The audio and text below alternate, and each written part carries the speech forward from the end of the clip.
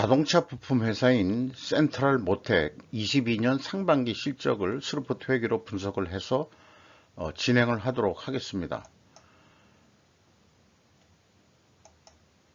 매출은 7.6% 감소했고요. 영업이익도 333%나 감소했습니다. 그리고 신뢰하기 어려운 비성분 데이터로 소제목을 달아서 진행을 해보도록 하겠습니다.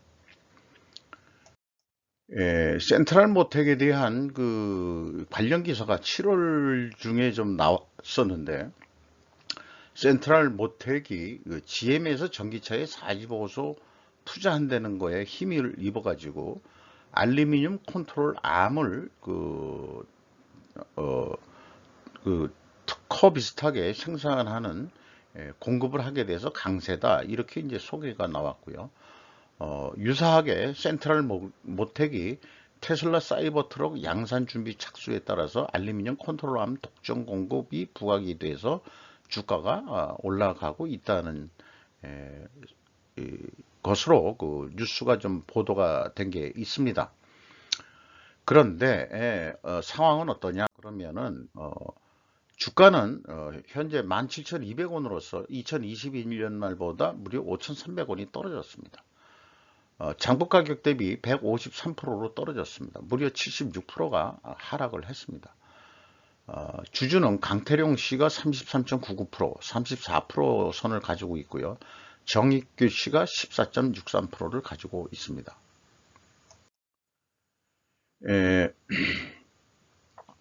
매출이 1268억 원대로서 전년 동기 대비 7.6% 감소했습니다. 그런데 매출에 비례하는 매출 재료비는 1.7%밖에 감소를 안 했습니다. 이것으로 봐서 판매량 감소나 그 가격 하락이 됐는데 원재료 가격은 상대적으로 크게 상승했을 것이다, 이렇게 추정이 됩니다. 손익계산서에서 봐도 스루프트 회계는 이렇게 그 분석이 용이하다는데 특징이 있을 수 있겠다 하겠습니다. 그래서 스루프트이 23.1%가 감소했고요. 스루프트율은 4.6%가 하락했습니다. 운영비용은 6.5%를 절약을 좀 했습니다. 그 결과 그 TOE 생산성은 0.87로서 무려 0.19포인트가 하락을 했습니다. 그래서 영업손실 44억 6,100만 원이 났는데, 이게 이제 333%가 전년 동기보다 크게 하락을 한 거죠. 그래서 영업손실로 전환이 됐습니다. 이 원가회계 영업손실보다 2억 7,200만 원이 더 손실이 난 금액입니다. 이거 역시 재고가 증가했기 때문입니다. 그래서 스루프 관점으로 보는 데 있어서는 스루프율이 이렇게 크게 떨어졌다면, 여기 나와 표현된 스루프율 하락이 오이율 하락보다 더 크다면 사업 진행을 우선 중단해야 맞다. 왜냐? 더 팔면 팔수록 적자일 것이기 때문입니다. 그런데 기업은 계약한 게 있기 때문에 사업을 중단 못하고 계속 납품을 하다 보니까 계약한 단가가 있겠죠. 그러니까는 이게 적자가 날 수밖에 없지 않겠느냐, 이렇게 봐집니다. 그러면은 계약 단가가 너무 낮았다, 이렇게 볼 수 있는 건데요. 이 회사가 GM이라든지 테슬라에 납품을 하는 정도, 우리나라 이 완성차 메이커인 현대나 기아에 납품을 하는지 안 하는지는 잘 모르겠습니다만은, 지금 원달러 환율이 계속 급등을 해가지고 수출할 때는 말하자면 상대적 이익을 보는데, 물론 이제 수입 가격은 이제 더 또 올랐으니까, 그래서 이제 우리나라 무역 수지가 적자를 계속 지금 보고 있다. 24년 만에 그런 뉴스도 우리는 접했습니다만은, 일단 뭐 원재료가 국내에서 조달되는 게 많다, 뭐 그렇게 보더라도 좀 이익이 나야 되는데, 거꾸로 어떻게 원재료 가격이 더 크게 상승을 한 것은 역시 이것도 환율 영향을 받은 것인가, 이런 생각. 그러니까 근본적으로는 판매 가격이 너무 낮았다. 이렇게 판단할 수밖에 없을 것 같습니다. 앞선 그 대보 마그네틱이라는 데에서도 얘기했지만 이 회사도 코스닥인지 잘 같은데요. 이 재고자산 명세를 비공개하고 있습니다. 반기에. 그래가지고 재무상태표에 나와 있는 전체 재고자산을 적용해서 분석을 하지 수밖에 없었습니다. 그래서 계속 말씀드리는 거지만은 이 재고자산 명세는 하기와 같은 양식으로 재고 흐름으로 공개를 해야 될 거라고 저는 계속해서 이렇게 주장을 하는 겁니다. 원재료라고 그런다면은 비율을 들어서 기초 재고가 얼마 넘어왔었는데 이번에 그 반기 중에 얼마 원재료를 구매를 했고 원재료 생산을 위해서 얼마를 출고를 했고 그 중에 일부는 폐기가 된 게 있고 타계정 배치된 게 있고 그래서 출고계가 얼마다 뭐 이런 식으로 표현을 해줘야 기업의 신뢰도가 저는 올라갈 수 있다고 저는 믿는 바입니다. 그리고 비용의 성격적 분류는 공개를 했어요. 공개를 했는데 그 우측에 나와 있는 게 그 공개 내용인데 이게 제가 초점을 두고서 보고 있는 것은 회사가 아주 친절하게 제품의 변동, 상품의 변동, 제공품의 변동으로 해서 스루포 회계가 가지고 있는 재고자산의 변동 범위 그대로 제대로 됐습니다만은 이 재고자산 변동 금액을 이렇게 더하면은 재고가 72억이 줄어든 것으로 이렇게 됩니다. 비성분 쪽에서 마이너스로 플러스로 표현되는 것은 재고가 줄었을 때 이게 플러스로 표현된다는 거를 우선 말씀드리고요. 이것이 변동 금액이 이렇게 크게 날 수가 있느냐, 이게 이제 의문시가 되는 겁니다. 일단은 이 금액을 따라서 그대로 가져와 가지고 이거 재구성한 내용을 보면은 매출원가 재료비는 1.5%가 떨어졌습니다. 원재료 가격이 상승했다라고 저희는 스루프 손익에서 추정을 했죠. 그런데 이제 1.5% 감소한 거로 나타나고 운영 비용은 6.5%가 감소했습니다. 잠깐 실례하겠습니다.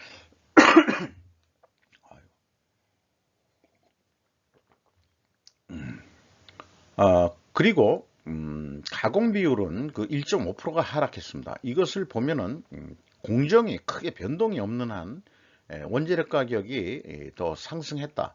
이렇게 이것도 원재료 가격이 상승했을 거라는 것을 뒷받침해 주는 그런 증거라고 할 수 있겠습니다.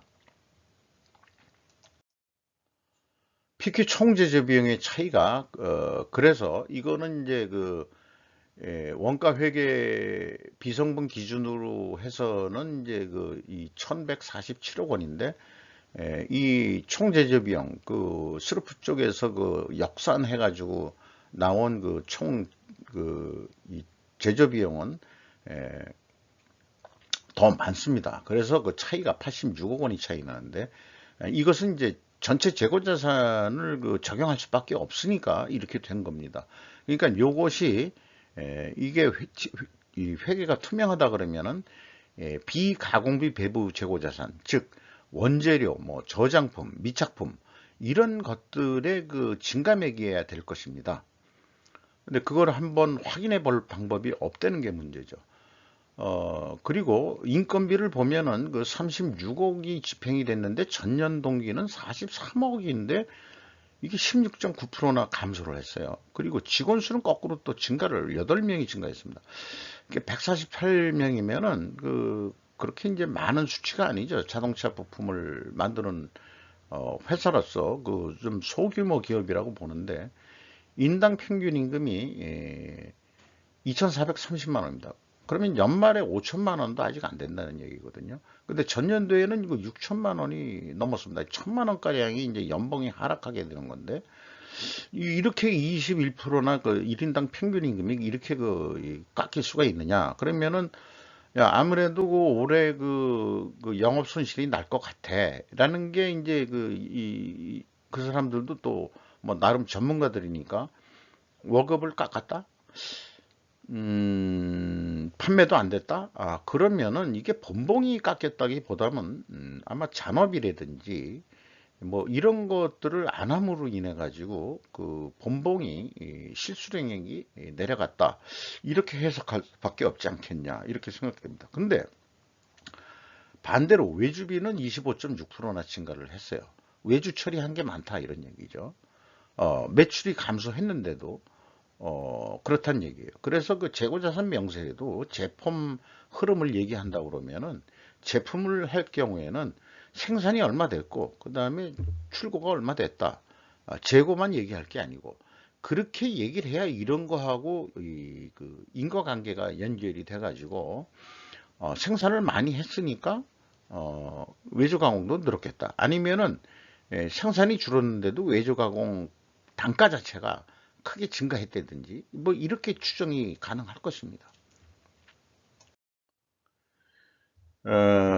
2단계 그 재고자산 회계 투명성 2단계로서 앞서 말씀드린 대로 이 차이가 비가공비 배부 재고자산의 증가 매겨로 추정은 되는데 이게 검증할 방법이 없다는 거죠. 그 재고자산 명세를 얘기를 공개를 안 하니까 비교할 데이터가 없는 것입니다. 그리고 이 현금 흐름 표기 전 전체 재고자산의 증가액을 보면은 현금이 1억 2,200만 원뿐이 안 나갔거든요. 그런데 재고자산 명세는 13억 7,100만 원이 증가를 했습니다. 그러면은 12억 원이라는 재고가 어디 하늘에서 떨어졌냐? 그러면 그건 아니고 이게 올해 그 상반 중에 분할한 사업 부분이 있고 그다음에 또 합병한 사업 부분이 있습니다. 그래서 전체적으로 그 재고 자산을 합병해서 들어온 금액이 12억 6,800만 원이 됩니다. 그래서 그것을 가감하면은 2천만 원 차이가 납니다. 요것도 그 현금이란 게 일치를 해야 되는데 2천만 원의 현금은 어디로 날라갔다. 이렇게 판단이 됩니다. 경영평가 지표에서 위에 거로 먼저 설명을 드리면 재고 회전율 하락은 원재료 가격 상승과 수료품률 하락은 판매 가격 하락으로 입증되어야 한다. 재고자산 매출원가 회계 투명성 가정이 그래야 검증이 될 것이다. 이걸 말씀드리고요. 그래서 재고 회전율의 하락은 이거는 뭐 표현은 이렇게 했습니다. 이건 전체 재고 자산으로 회전율을 구할 수밖에 없었고요. 원재료도 거기 들어가게 되는 거니까 가격이 원재료 가격이 상승했을 것이다라고 보는 거고요. 그 다음에 그 수료품률의 하락은 판매 가격 하락으로 그렇게 추정을 해볼 수 있는 거죠. 임팩트 미래 가치는 35%가 하락을 했습니다. 매출 채권 수금 속도 빨라졌고요. 그 다음에 매입 채무 지급 속도 약간 빨라졌는데 이 수금률 대 지급률의 그 속도는 0.97로서 전년 동기 1.38보다 크게 떨어졌습니다.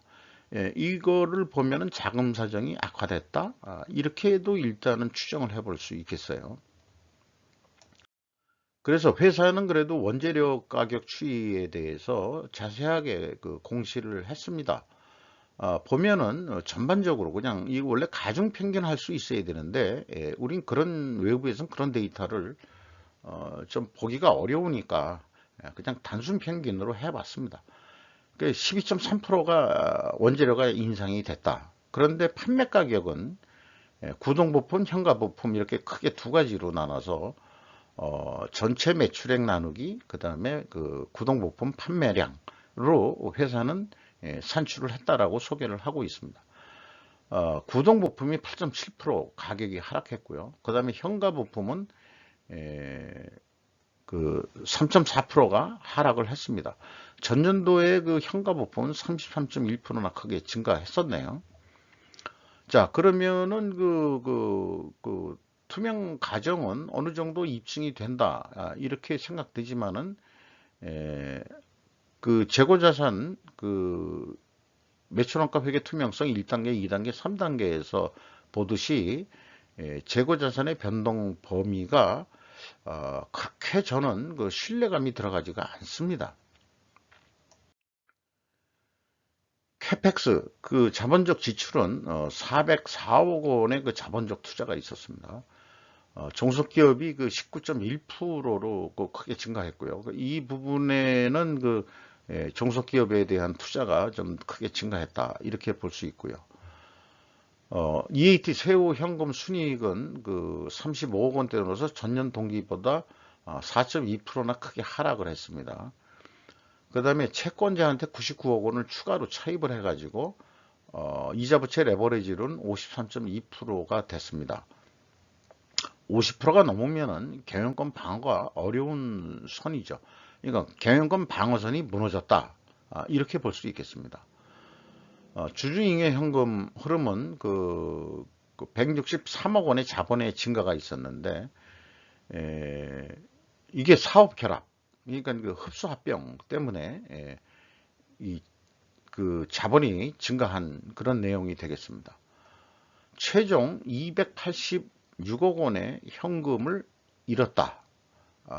이렇게 잃은 게 아니고요. 유출이 됐다. 이렇게 얘기할 수 있겠습니다. 왜냐하면은 자본적 지출이 400억 정도 있기 때문에 영업을 해서 돈을 잃었다기 때문에 전체적인 현금 흐름은 286억 원이 유출이 됐다. 이렇게 좀 말씀드릴 수 있겠어요. 현금성 자산이 1%도 안 되는 아주 이 현금이 궁색한 입장에 지금 있습니다. 자본 증가에 의해 가지고 이익 잉여금률은 357%로 떨어졌습니다. 이렇게 해서 연말까지 이 매출을 예측을 봤습니다만은 매출원가 자체에 갭이 있기 때문에 86억 원이나 크게 차이가 있기 때문에 이게 정확한 예측을 할 수 없다는 거죠. 그러니까 회계 투명성이 확보가 됐을 때 예측도 어느 정도 정확도가 있는 거지, 이 정확도가 좀 떨어진다고 볼 수 있겠어요. 그럼에도 불구하고 반기에 적자 41억 원이었으니까 이거를 흑자 한 20억 원 정도는 그래도 연말에 흑자를 내보자고 목표를 세운다 그러면 얼마를 팔아야 되겠느냐? 그렇게 되면은 2,568억 원 정도는 팔아야 된다. 이런 계산이 나옵니다. 이 경우에 생산 재료비가 아까 원재료 가격 상승을 해서 10% 정도 생산 재료비가 증가한다고 그렇게 가정을 해서 입력을 하면 이제 산출하는 알고리즘을 제가 만든 거죠. 그리고 이제 재고도 10% 정도 증가한다고 봤습니다. 그러면은 이 재고가 증가하면은 총 제조 비용보다도 항상 매출원가는 적게 산출이 됩니다. 이런 목표를 가지고 이제 납품 공급 업체 그러니까 납품하는 업체 완성차 메이커에 비율을 들어서 납품을 한다 그러면 어떤 부품을 25만 8,488원에 견적을 내면은 만약에 이게 업세트가 된다 그러면은 그래 봐야 한 손익분기점 선 좀 넘는 거니까 한 2,000원 정도 남는 거로 되는데 여지없이 하반기에도 좀 올려달라고 견적을 냈는데 또 뒤에 깎였다 우수리를 그러면은 4,766억 원이 적자가 나는 거로 되어 있습니다. 그러면은 어떻게 이익을 내기 위해서는 어떻게 할 거냐? 좋다. 가격을 깎는 대신 좀 물량을 좀 더 달라. 그래가지고 10% 매출량을 좀 증가한다면은 이 27만 5천 원 판매 효과 다시 이제 100만 원 단위로 환원해서 얘기하면 2,750억 정도는 해야 한 40억 정도 남는 거로 그렇게 됩니다. 이 경우에도 재고가 10% 증가한다 이렇게 봤을 때 이렇게 되겠습니다. 그러니까 재고가 증가하면은 이익이 증가한다는 거를 되는 거죠. 만약에 이게 이제 제가 재료로 입력을 했다 그러면은 이게 이제 마이너스로 나왔을 수도 있습니다. 자, 그렇고요. 스루프 쪽에서 볼 때는 이 적자가 났을 때는 손익분기점으로 일단 접근하는 게 이 도구로 쓰는 게 바람직합니다. 이 마이너스를 150% 원가 회계에서 한 대로 150 마이너스 150%로 하면은 한 22억 남는 거로 한다면은 손익분기점 방식으로는 3천억 원은 매출을 일으켜야 됩니다. 이게 아마 더 정확할지는 모르겠어요. 그런데 이제 아무리 두들겨 봐도 매출 재료비를 10% 증가시키고 그 다음에 이제 판매 가격을 좀 더 올리고 2.1% 올리고 해서 하더라도 견적을 28만 6천 원 선에 낼 수밖에 없겠다. 이런 게 있는데 왜냐 그러면 이제 다 백데이터를 보여주라. 이렇게 될 거거든요. 그러면은 원재료 가격이 뭐 10% 정도만 인정을 못 하겠다. 뭐 이렇게 나올 수도 있고.